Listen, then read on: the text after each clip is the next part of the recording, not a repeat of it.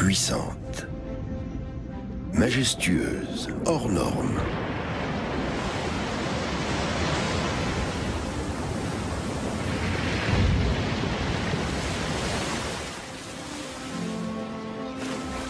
Pacifique et joueuse. Elles n'ont pratiquement pas de prédateurs ni d'ennemis, exception faite de l'homme.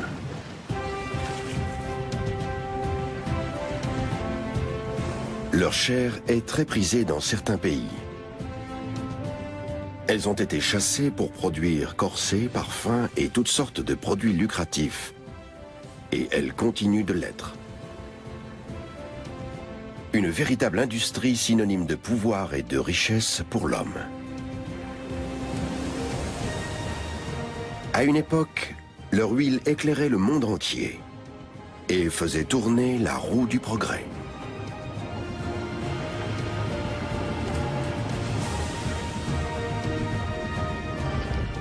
Le destin de l'humanité aurait été bien différent sans les baleines.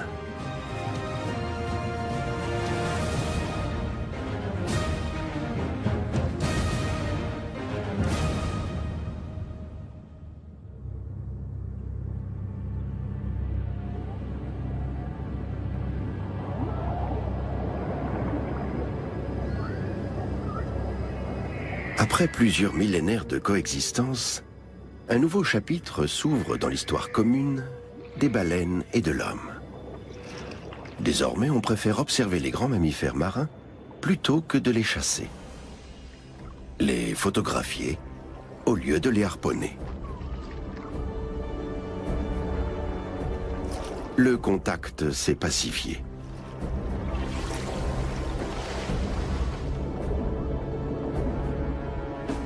Le tourisme baleinier connaît un essor sans précédent, comme dans la réserve marine de Stellwagen Bank, au large de la côte nord-est des États-Unis. Autrefois pourtant, on chassait activement la baleine dans ces eaux. De nos jours, l'observation des grands mammifères marins rapporte plus que leur massacre. Tout le monde y gagne. Car amener les touristes au plus près des cétacés permet aussi de changer leur regard sur les baleines et de les sensibiliser à leur protection.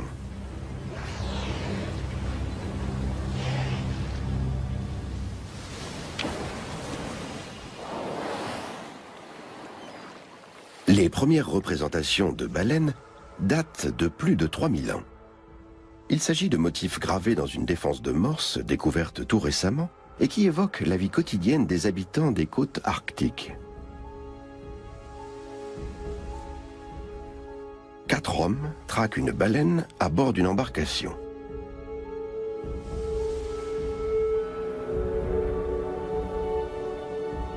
À Barrow, en Alaska, les méthodes de chasse ancestrales sont encore pratiquées de nos jours. Les portes de la localité la plus septentrionale des États-Unis sont d'ailleurs matérialisées par 2 imposantes côtes de baleines.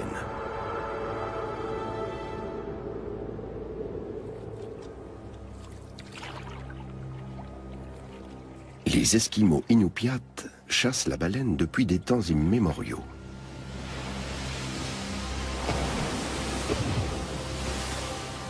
Avec pour seule arme des harpons et la force de leurs muscles. Cette activité essentielle dans la vie de la communauté Inupiat est aussi la base de leur identité culturelle.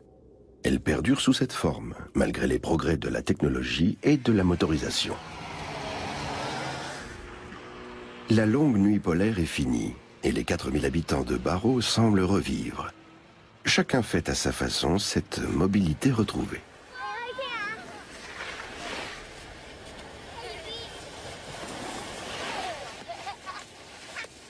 Il est temps que l'hiver se termine, car les réserves de nourriture sont presque épuisées. Ce réfrigérateur naturel est partagé par toute la communauté. La chair de baleine est conservée en profondeur dans le permafrost. Riche en minéraux et en vitamines, c'est un aliment idéal pour les mois d'hiver.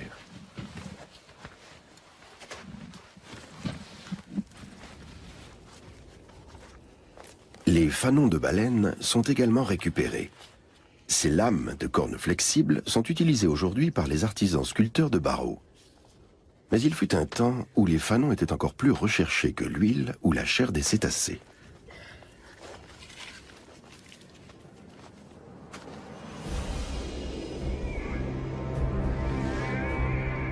Certaines baleines, les mysticètes, sont dépourvues de dents et se servent de leurs fanons pour filtrer le krill et les petits poissons qu'elles attrapent.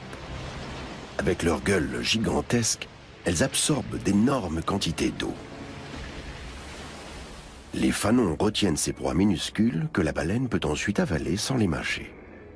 Elles en ingurgitent plusieurs tonnes par jour.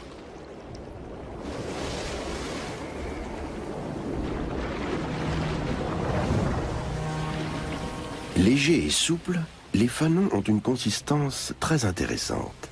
C'est ce qui fait leur valeur.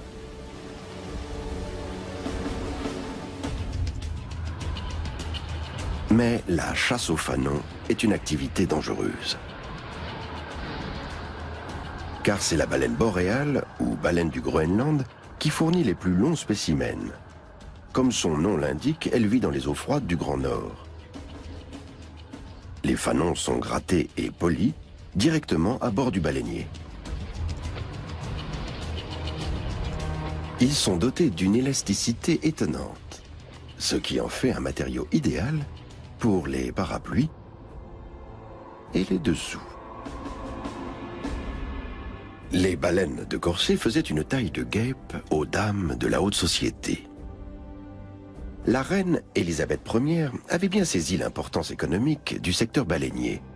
Et en 1576, elle accorde l'autorisation de chasser la baleine dans toutes les mers. L'Angleterre va désormais pouvoir répondre à la demande croissante de fanons et d'huile de baleine.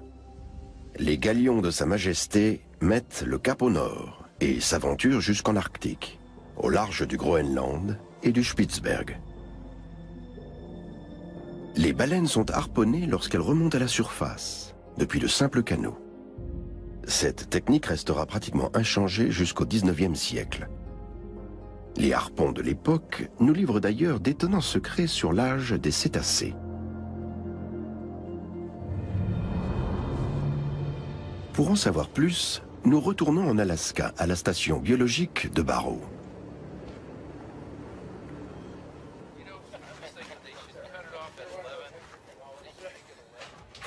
Le biologiste marin Craig George travaille ici au service de la commune.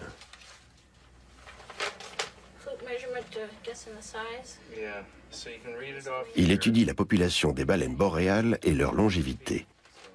Une pointe de harpon lui a permis de faire une découverte sensationnelle.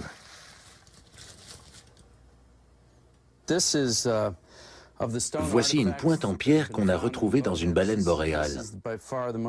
C'est le plus beau spécimen existant. Il témoigne d'un artisanat sophistiqué. Selon les archéologues, ce mode de fabrication a été utilisé pendant des centaines d'années. Mais ce type de harpon a été abandonné vers les années 1880 et remplacé par des armes américaines. Ça nous oblige à revoir nos hypothèses en ce qui concerne la longévité des baleines boréales. La baleine boréale en question aurait donc été âgée de 130 ans au moins.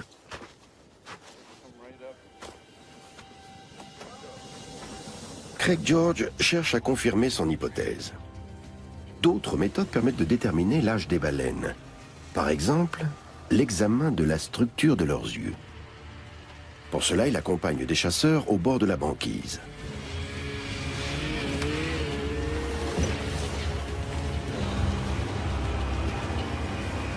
À terre, les motoneiges ont aujourd'hui remplacé les traîneaux. Mais les peaux de phoque continuent de garnir les canaux.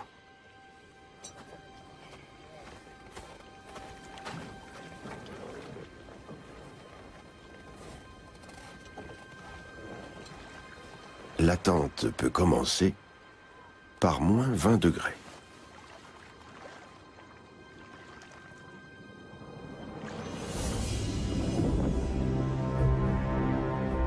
Chaque année au printemps, les baleines longent la banquise de l'Alaska pour migrer ensuite vers le sud. Ces eaux regorgent de plancton dont elles sont friandes. Avec la luminosité croissante liée au retour des beaux jours, de petits crustacés comme les copépodes se multiplient de façon exponentielle.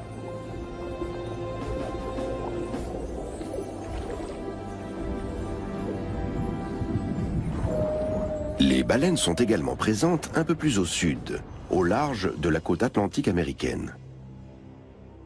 Le navire qui accoste ici à l'été 1620 va entrer dans l'histoire, le Mayflower. À son bord, des immigrants, des protestants fuyant les persécutions en Europe.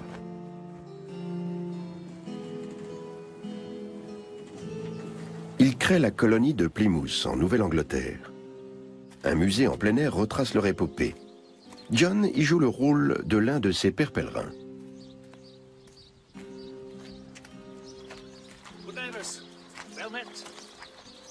Il connaît leur histoire sur le bout des doigts et nous raconte qu'à leur arrivée, les colons ne savaient rien de la pêche, a fortiori de la chasse à la baleine.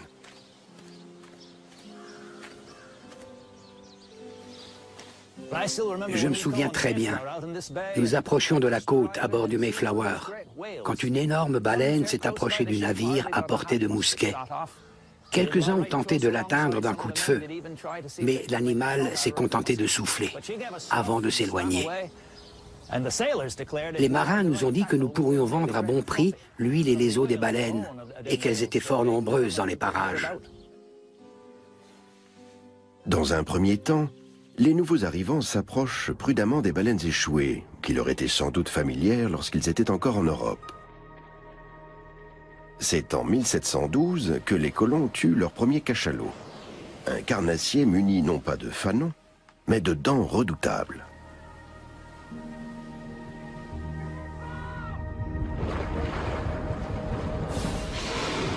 Sur la côte, de petites localités comme New Bedford deviennent bientôt des métropoles de la chasse à la baleine.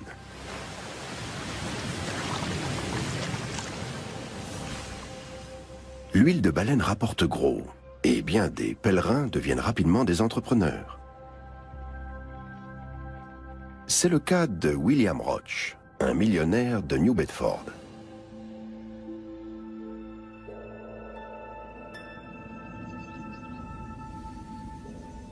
Son fils souhaite exposer sa richesse aux yeux de tous et fait construire l'une des demeures les plus fastueuses de la ville. Il se lance à son tour dans le secteur baleinier et accroît encore la richesse paternelle.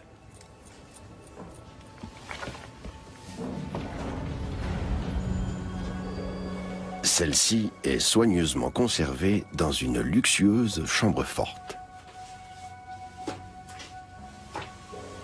La famille Roach n'est pas un cas isolé, comme en témoignent les nombreuses villas de New Bedford. Au début du 19e siècle, la chasse à la baleine est la branche économique la plus lucrative en Amérique.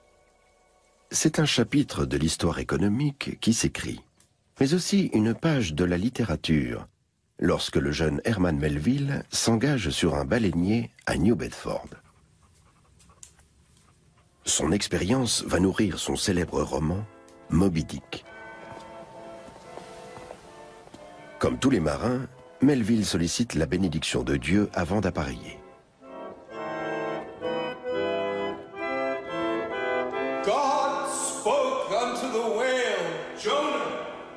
Chacun prie pour revenir sain et sauf, car la mer fait de nombreuses victimes. Il est à peine besoin de dire quels étaient mes sentiments, alors que je contemplais ces marbres où s'inscrivait le sort des pêcheurs embarqués avant moi. Les hommes restent en mer pendant 3 ou 4 ans, sans contact avec leur famille.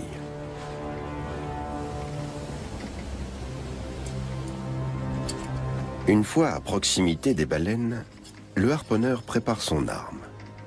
Il va maintenant jouer un rôle capital. Melville s'interroge.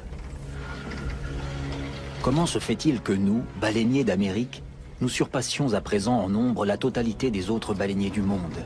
Que nous ayons une flotte de plus de 700 navires menés par 18 000 hommes. Des navires ramenant chaque année dans nos ports une moisson bien gagnée de 7 millions de dollars.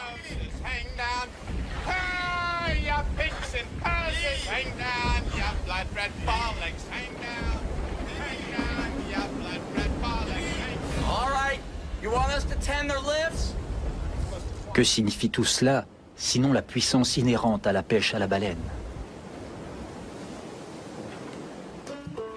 Au début du voyage, on danse encore sur le pont. Pourtant, une expédition en mer de plusieurs années n'est pas une partie de plaisir.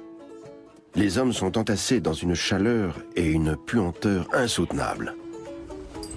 En voilà une qui souffle.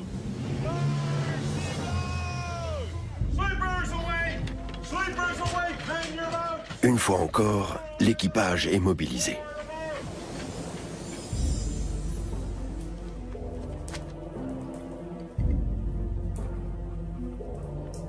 Herman Melville décrit la mise à l'eau des canots et les efforts des rameurs. Comme des forcenés, ils nageaient et peinaient de toutes leurs forces.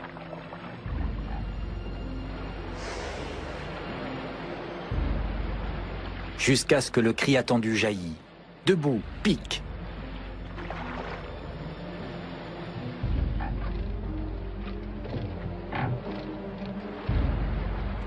Maintenant, la baleinière volait sur l'eau comme un requin, toute nageoire dehors.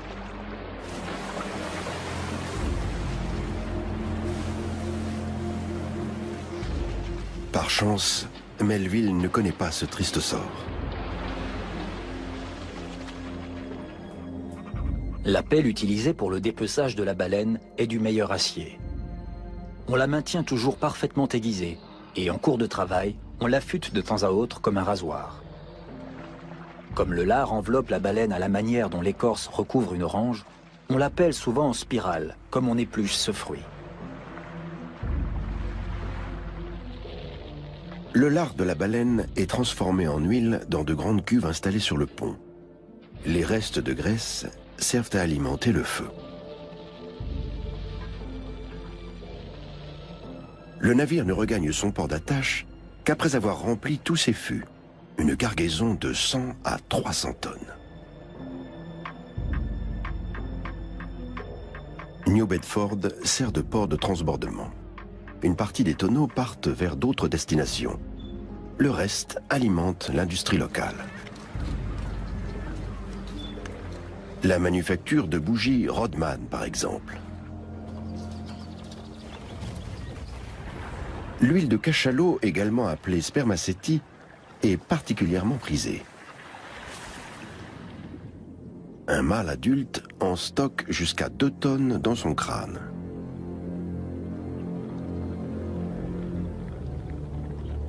Mais les jeunes animaux sont également convoités, car leur mère n'est jamais très loin, ce qui permet de faire d'une pierre deux coups.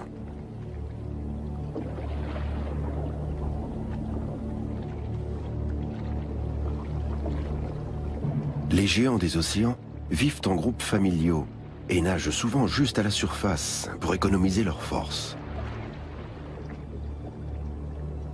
C'est pour se nourrir qu'ils plongent dans les profondeurs, jusqu'à 3000 mètres en dessous du niveau de la mer.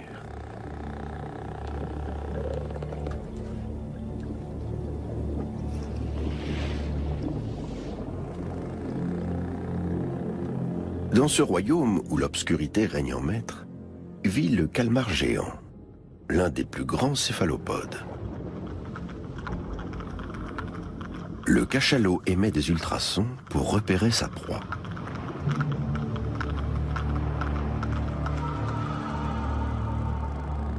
Et il plante ses dents pointues dans l'animal. Ces mâchoires, on peut les observer au musée de la baleine de New Bedford. Elles sont une source de fascination inépuisable pour Robert Stewart, spécialiste des baleines. Le cachalot est la seule grande baleine à dents. Sa mâchoire inférieure en compte entre 38 et 44. La mâchoire supérieure est composée de cavités dans lesquelles ses dents viennent se loger. C'est l'une des caractéristiques les plus intéressantes de cet animal. La tête du cachalot contient un vaste réservoir concave qui renferme un spermacétie très pur et facilement accessible. On pouvait l'extraire directement du crâne de l'animal et le transporter en fût jusqu'à New Bedford.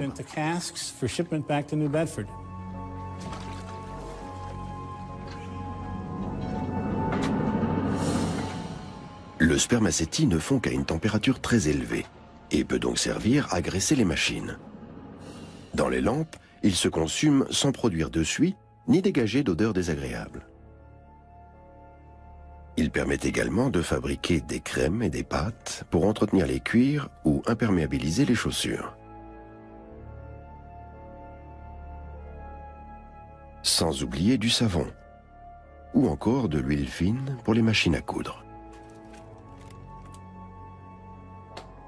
Le spermacétie assure aussi le bon fonctionnement des mécanismes de montre.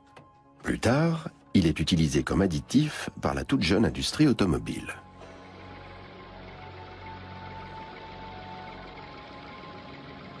Mais revenons à New Bedford.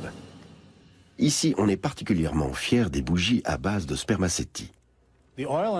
Cette huile et ces bougies brûlaient longtemps, avec une flamme claire et sans dégager de fumée. Par comparaison, les autres variétés de cire ou d'huile enfumaient tout le monde et sentaient mauvais. L'huile de spermacétie était donc très précieuse. On peut dire sans exagérer que les manufactures de spermacétie éclairaient et faisaient tourner le monde. À New Bedford, nous tenons à souligner aujourd'hui le rôle central qu'a joué autrefois notre petite localité dans la marche du monde. À une époque, c'était l'une des villes les plus riches et les plus cosmopolites de la Terre, à égalité avec Paris ou Londres.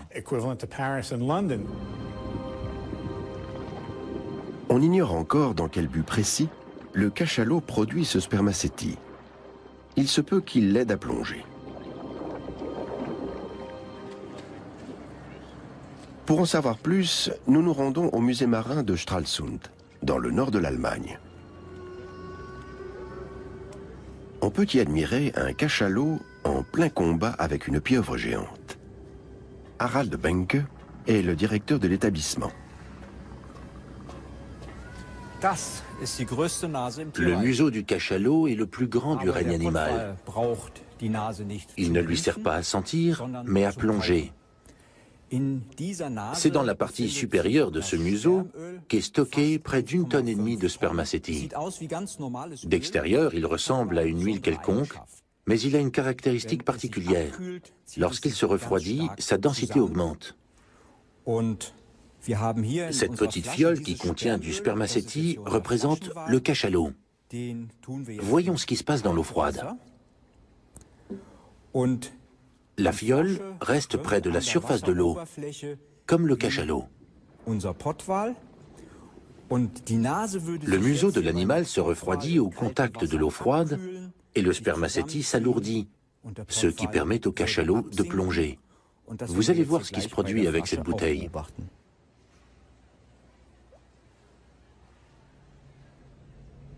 Une descente dans les profondeurs.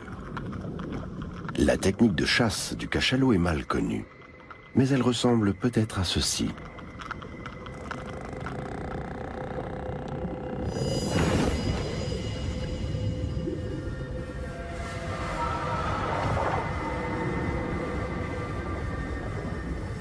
Le corps du cachalot se réchauffe pendant qu'il chasse, et cette chaleur se transmet au spermacétie. Il retrouve son état liquide, ce qui permet au cachalot de remonter facilement vers la surface. Cette substance unique est donc nécessaire aux cachalots. Elle détermine leur mode de vie si particulier.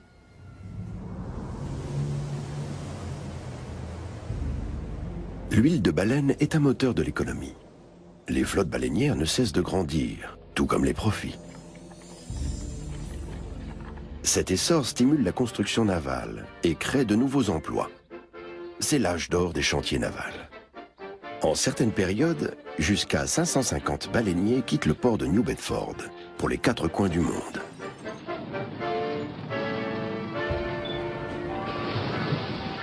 Ces navires doivent être équipés, par exemple avec des canots. Il faut aussi des forges pour les harpons, des voileries et des corderies pour le gréement. Autant d'activités qui bénéficient du massacre des cétacés. Voici le bilan d'une semaine fructueuse. Chaque baleine tuée est consignée dans ce registre. Les baleiniers s'aventurent toujours plus loin et prennent tous les risques. 2000 expéditions se lancent à l'assaut de l'océan Arctique, au seul départ de New Bedford. Mais 1871 est une année noire pour le secteur baleinier américain. Une trentaine de navires restent bloqués dans les glaces. New Bedford en perd 22.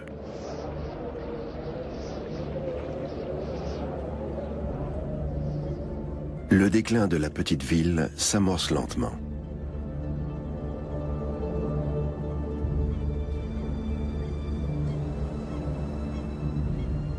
Aujourd'hui, c'est une petite localité portuaire touristique.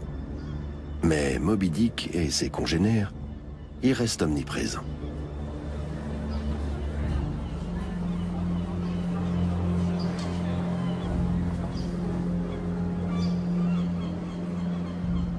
Pour New Bedford, la grande épopée de la chasse à la baleine n'est plus qu'un lointain souvenir.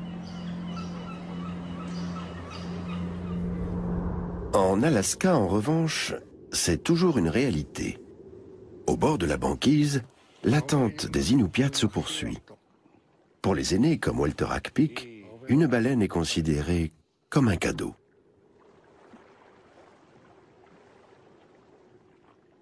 Dans la chasse à la baleine, le plus important, c'est de se montrer respectueux.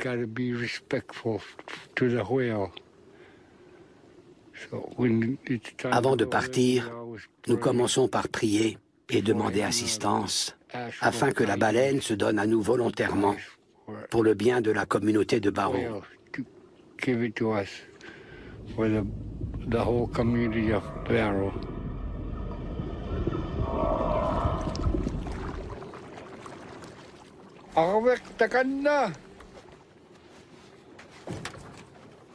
Walter a repéré une baleine. Il s'agit maintenant de s'approcher d'elle le plus discrètement possible. Cette technique de chasse millénaire est bien rodée. Les peaux de phoque qui recouvrent l'embarcation amortissent le bruit des vagues. C'est le plus léger et le plus silencieux des bateaux, idéal pour ce genre d'activité. Le moindre son se répercute très loin sous l'eau. Et les baleines ont l'ouïe fine.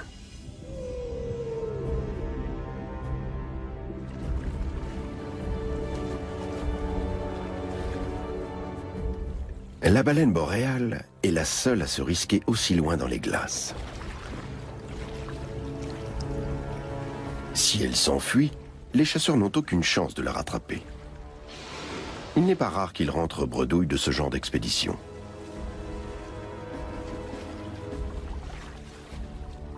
Plus que quelques mètres.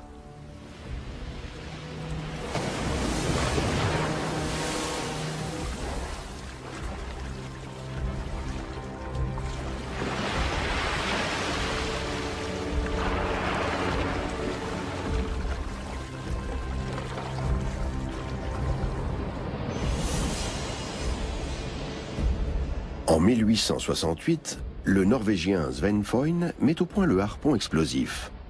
Une arme très efficace, redoutable pour l'animal et sans danger pour l'homme.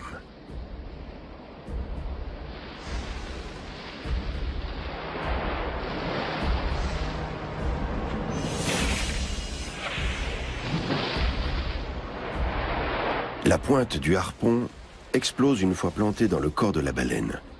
Ce procédé cruel ne lui laisse aucune chance, quelle que soit sa taille. Sur ces images, une baleine bleue, le plus gros animal que la Terre ait jamais porté, traqué par le pire prédateur de tous les temps.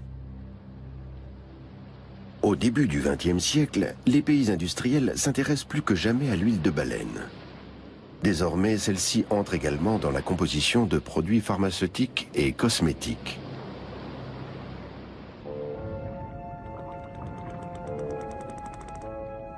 La question de la conservation de l'espèce est esquivée. Pourtant, un cachalot femelle ne met au monde qu'un unique baleineau tous les 3 ou 5 ans, et l'allait ensuite pendant au moins 1 an. Il faut 15 ans pour qu'une femelle soit à son tour en âge de se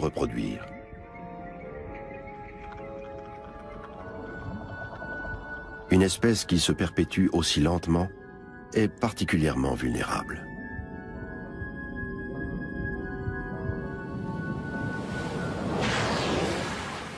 Mais après avoir ravagé l'Arctique, les grands pays s'attaquent sans état d'âme à l'Antarctique.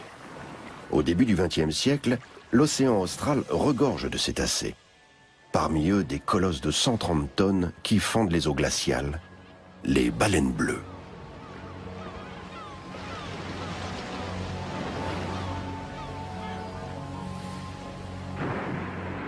Ce paradis naturel d'un blanc immaculé devient bientôt un sanglant champ de bataille.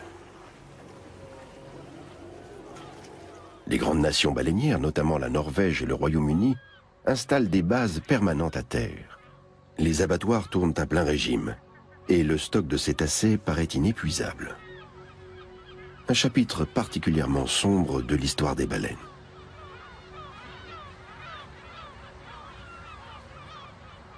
Grudviken, petite ville du bout du monde, fait même construire un cinéma. Une distraction bienvenue au milieu de la puanteur, de la suie et de la crasse.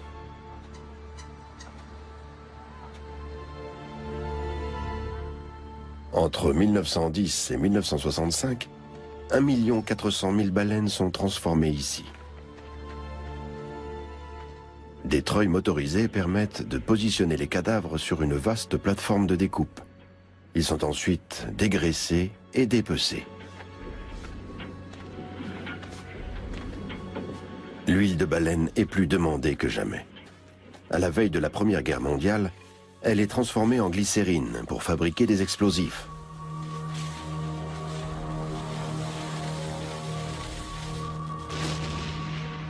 Elle est mise au service de la machine de destruction guerrière.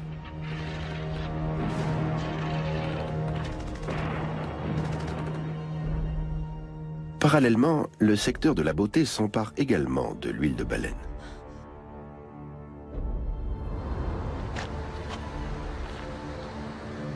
Depuis des siècles, la parfumerie utilise l'ambre gris, une concrétion intestinale du cachalot.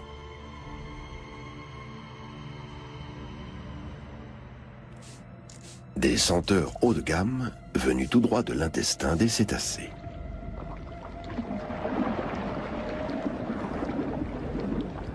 Les paisibles géants marins sont de plus en plus considérés comme une matière première et non comme des êtres vivants. Nul ne se préoccupe de leur mode de vie en clans familiaux, de leurs souffrances ou de leurs ressentis. Leur valeur commerciale est la seule chose qui compte. Une baleine à bosse et son petit qui pèse déjà 1,5 tonnes. Dès sa naissance, la mère a aidé son baleineau à atteindre la surface pour sa toute première respiration. Année après année, les baleines inventent de nouveaux chants.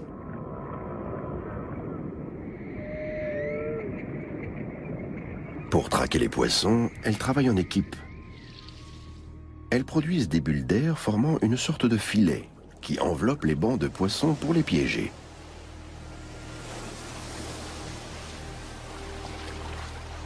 Elles n'ont alors plus qu'à se servir.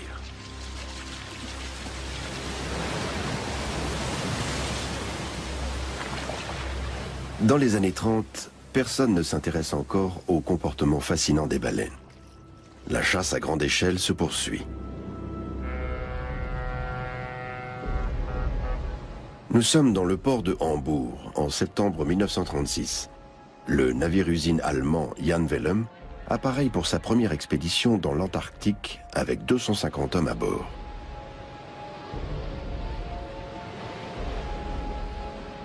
L'Allemagne est confrontée à une pénurie de matières grasses, qu'elle entend combler grâce à l'huile de baleine.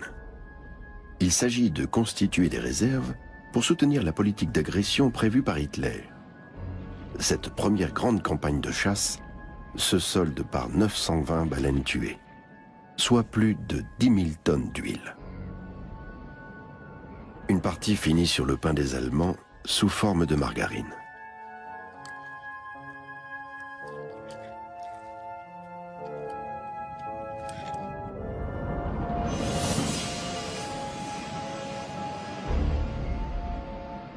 d'autres utilisations domestiques font leur apparition. Même la lessive est désormais à base d'huile de baleine.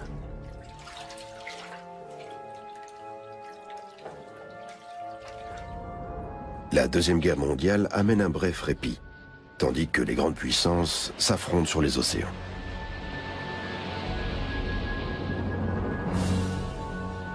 Retour à Barrow. Le drapeau indique qu'une baleine boréale a été pêchée.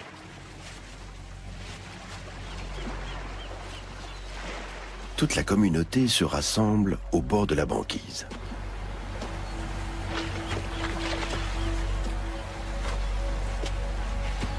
Malgré son jeune âge, l'animal pèse déjà 12 tonnes.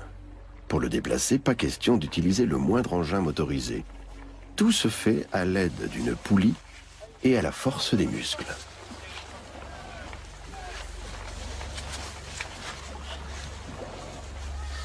Au total, les communautés baleinières traditionnelles de la côte ont le droit de tuer environ 40 animaux par an. La manœuvre, qui va durer plusieurs heures, est une source de cohésion pour la communauté Inupiat. Voilà plusieurs années que Craig George tient scrupuleusement l'inventaire des baleines harponnées.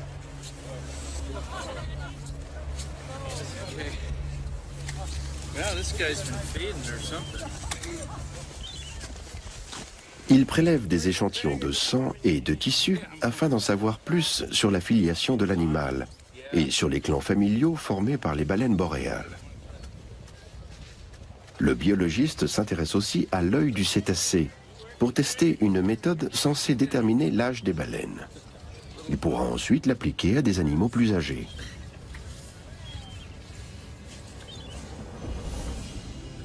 L'une des baleines boréales soumises à ce test a été estimée à 217 ans. Le record de longévité sur notre planète pourrait donc être détenu par les cétacés. Le Japon déclare lui aussi ses chasses à la baleine comme activité de recherche scientifique. Des campagnes qui tuent chaque année 1 millier de petits rorquals et une cinquantaine de baleines à bosse. Greenpeace tente par tous les moyens d'empêcher ces abus.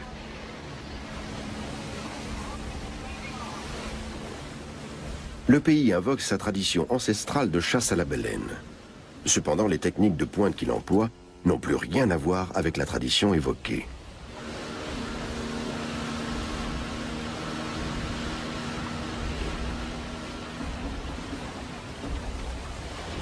Au pays du soleil levant, la chair de baleine est un aliment très prisé. Toutefois, l'autorisation ou non de la chasse commerciale ne peut pas être fonction d'une simple question de goût.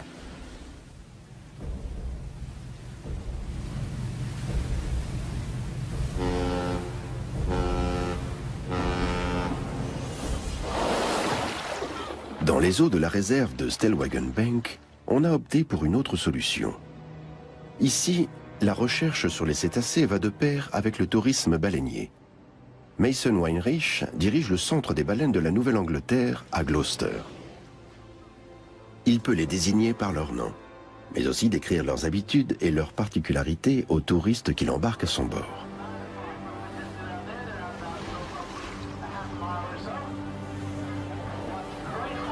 Il assure lui-même les commentaires, tandis que son assistante, Sarah, met les passagers à contribution pour photographier les mammifères. Plus de 900 cétacés ont ainsi pu être identifiés à ce jour.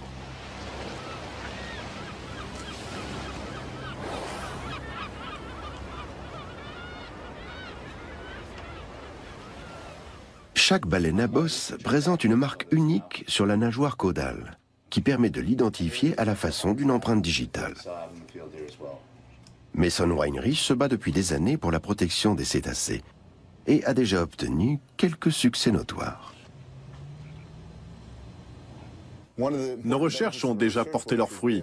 Stellwagen Bank est désormais une réserve marine nationale. Les couloirs de navigation ont été déviés et les baleines risquent donc moins d'être heurtées par les navires. On espère aussi faire modifier le matériel utilisé pour la pêche afin d'éviter qu'elles se prennent dans les filets.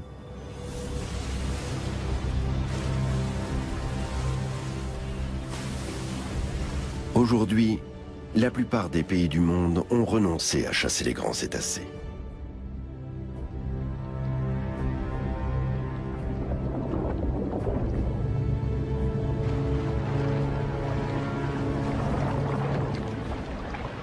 Mais pas question de crier victoire, car face au léger renouvellement de la population des baleines, des voix s'élèvent pour réclamer une libéralisation complète de la chasse.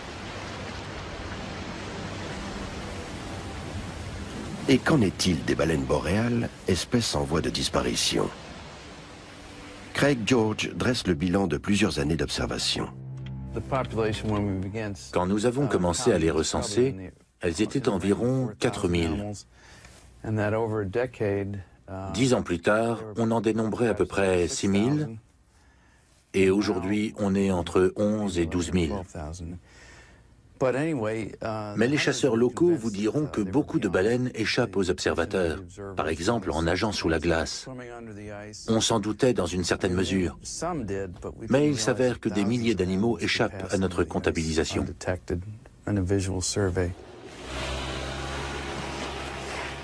Aujourd'hui, la population de baleines boréales semble en sécurité. Leur nombre est supérieur aux estimations et ne cesse d'augmenter. Les Inupiats peuvent continuer à remplir leur garde-manger naturel.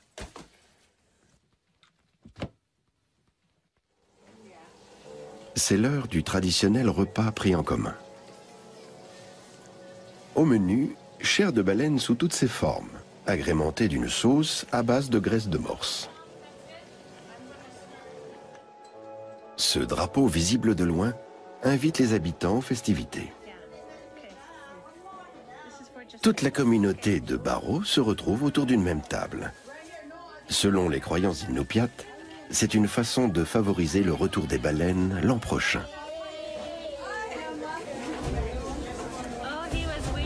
Ce repas nourrit aussi l'âme et la cohésion de la petite ville.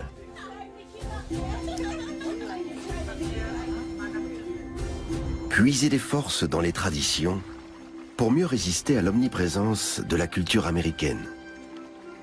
Chasser pour ne pas disparaître. L'histoire commune de l'homme et de la baleine a décidément bien des facettes différentes.